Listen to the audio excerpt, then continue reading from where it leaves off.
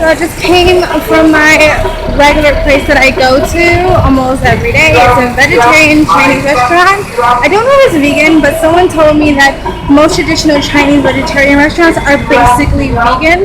The vegetarian Chinese restaurant I go to in Chiang Mai is vegan. So yeah, so I got like some food to eat now. I got some food in some bags for later.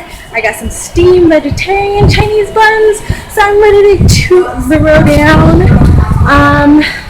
I also started working out again, which is nice. It's so weird how you can be like kind of resistant to getting back into working out, but once you do, it feels so amazing. So they have a gym here in my hostel and a pool and a sauna.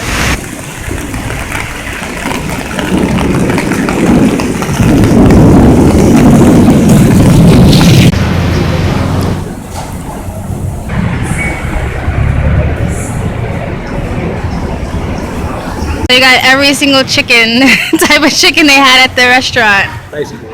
Just guys to let you know, chicken, vegetarian. Chicken, vegetarian. The good stuff, the bad stuff. If you say so. Anyway, I'm on my way to the embassy to renew my passport, finally. I don't know why I said finally like that, but finally. Seemed like a pretty simple process. It seemed like I might actually get my passport quicker than 2 weeks. It may be even quicker than 10 days. So I'll let you guys know, update you. My arm hurts. I'm hot.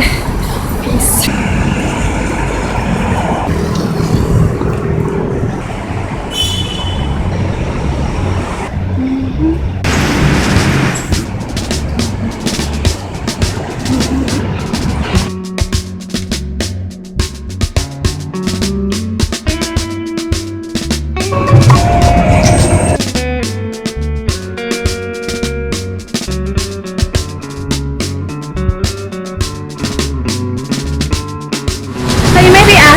Why I actually had to get my passport renewed.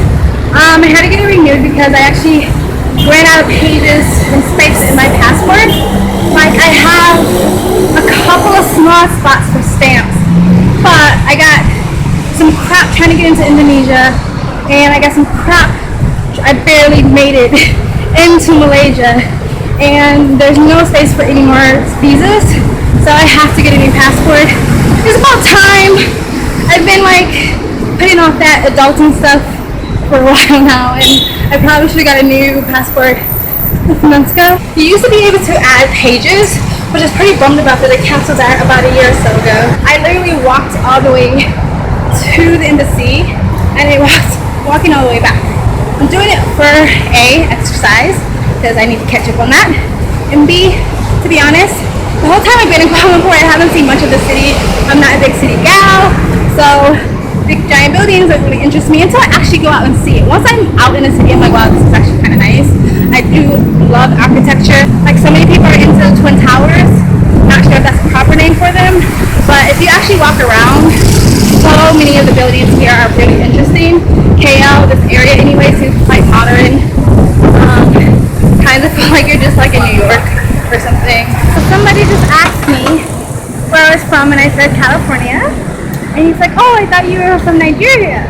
But then he quickly said, I'm so sorry, I'm not meaning to offend you. And I appreciated that because so many people flippantly say, I thought you were from Africa, or are you from Africa? Like, without realizing that is offensive. Don't get me wrong, being from Africa is not offensive. There's nothing offensive about that. But someone assuming that you can't be from anywhere else but Africa, that is offensive. Yeah. We're from everywhere! Get with the program, it's 2017!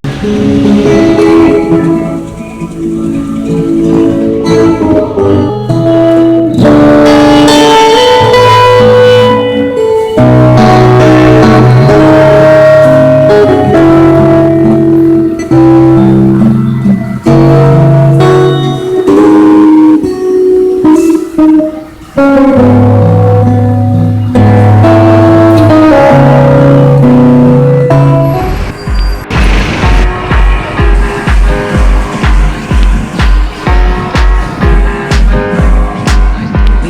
long way together, through the hard times and the good.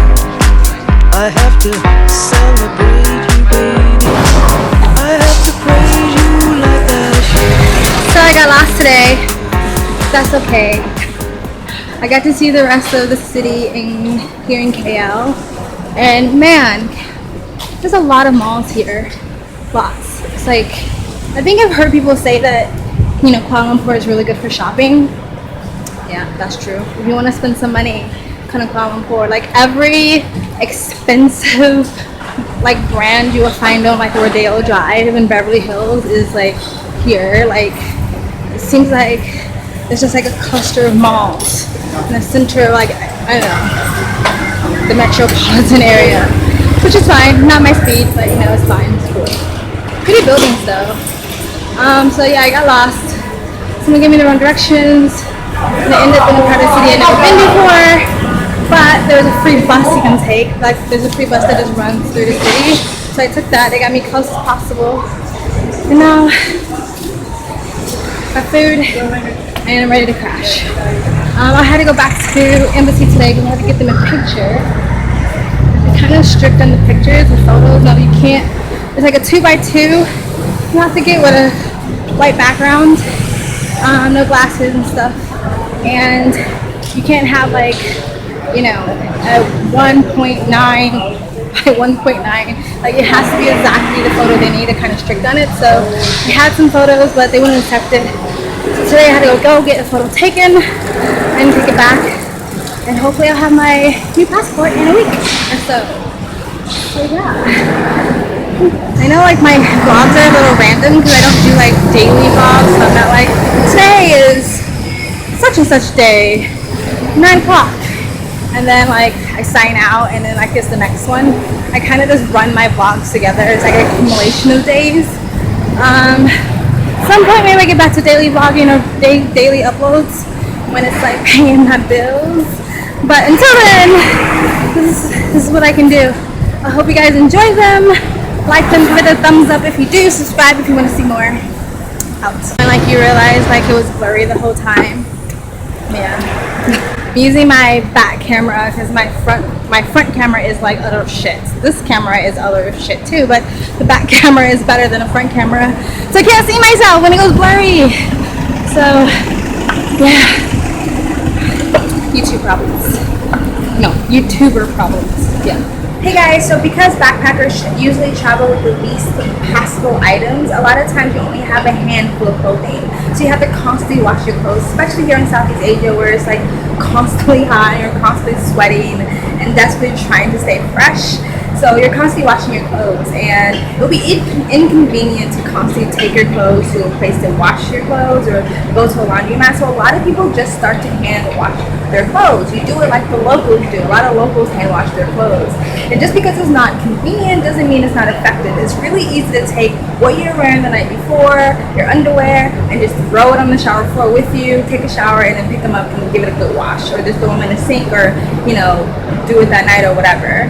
And so, and then most hostels will have like clothing racks where you can hang your clothes up because they're so used to backpackers hand washing the clothes, and it seems like a lot of people in the Asian community or the Asian culture hand wash their clothes. It seems like normal, and so because a lot of, you know, Chinese or Korean or Japanese travel, not a lot, but you know, you see them traveling, that it seems really like second nature to hand wash their clothes. I don't know if I'm just like misspeaking here, but for me, I was like kind of embarrassed. Like I would wait till everyone went to sleep and then I would take my clothes and hand wash them in the sink because I didn't want anyone to see me do it. But when you see like Japanese travelers or Korean travelers or Chinese travelers or Thai travelers or whatever, they would hand wash their clothes without even thinking about it, and they would like hang up a long line like in the middle of the dorm and like hang up their clothes. But most hostels will have a rack either outside or inside to wash your clothes. And so what I do is I usually take the items I was wearing before, my underwear, and I wash it that day. And then sometimes when you've been traveling for a while, you haven't like just like actually traveling through, moving through like trains, buses, planes, stuff like that, you haven't had a chance to wash your clothes, then I would take those items and I would take them to a laundromat or a place to get them washed for me, or my heavier items like my jeans or my backpacks that I don't feel like I'm effectively getting cleaned by hand washing them. But my other items like shirts and underwear and stuff like that, I usually hand wash them, and it's a way to save money. So I don't know if you can see me or not, but right now I'm in Malaysia. You already know that. You already know that. You're watching this. But it's Ramadan right now all over the world, not just in Malaysia. And an important tip, if you are not Muslim and you're not celebrating Ramadan, it's still really good to just it's still really good to respect the culture. It's always good to respect the culture, no matter what country you're in.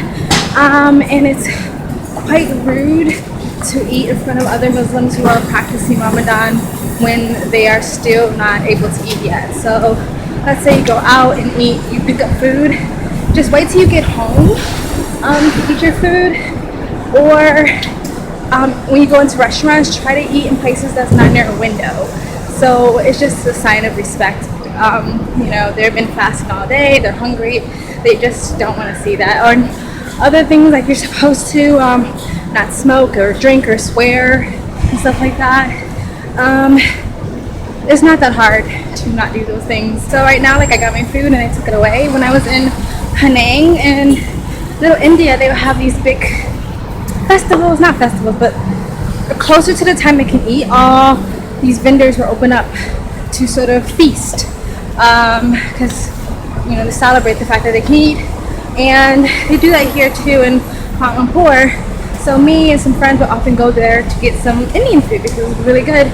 Instead of, you know, grabbing our food and eating it right there, we got our food and then we waited till we got back to our hostel to eat. So it was just a sign of respect. So that's it. Okay. Can you see it? I hope you can see it. Because I worked hard for that sweat. Not really. I'm just out of shape.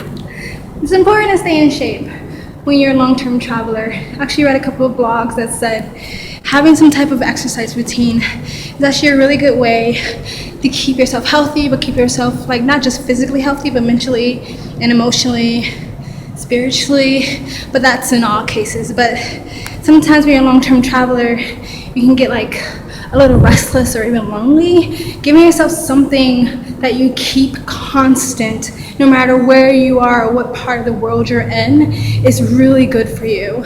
And working out is a good substitute for that, or a good placement for that regular routine thing you need to do. But if it's not working out, it can be writing in a journal, it can be some type of hobby, some photography or something. But yeah, I think you can see that sweat. Can you see it? Can you see it? Can you see it? Here. Okay, I'm coming. Taking a video. Making a video. See you on my son.